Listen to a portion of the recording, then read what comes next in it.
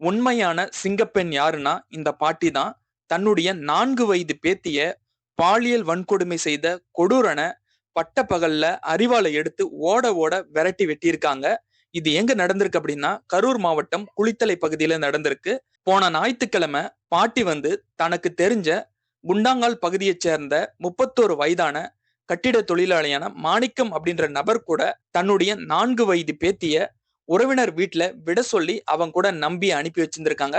அவன் என்ன பண்ணிருக்கான் அப்படின்னா குழந்தைய கொண்டு போய் உறவினர் வீட்டுல விடாம அவனுடைய வீட்டுக்கு நேரா கூட்டிட்டு போயிட்டு குழந்தைய பாலியல் வன்கொடுமை பண்ணியிருந்திருக்கான். அதுக்கப்புறம் அந்த குழந்தைய கொண்டு போய் உறவினர் வீட்டுல விட்டிருக்கான்.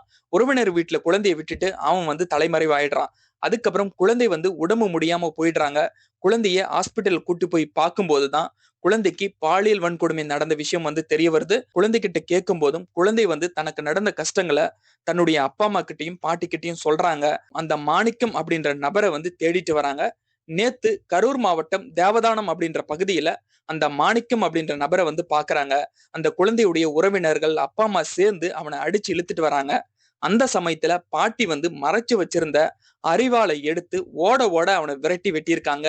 வெட்டினதுல அவனுடைய கழுத்து பகுதி நெஞ்சு பகுதியில வெட்டுக்காயங்கள் ஏற்பட்டிருக்கு. அதுக்கப்புறம் சம்பவ இடத்துக்கு போலீசார் பாட்டியை தடுத்து விசாரணைக்காக கூட்டிட்டு போயிடுறாங்க.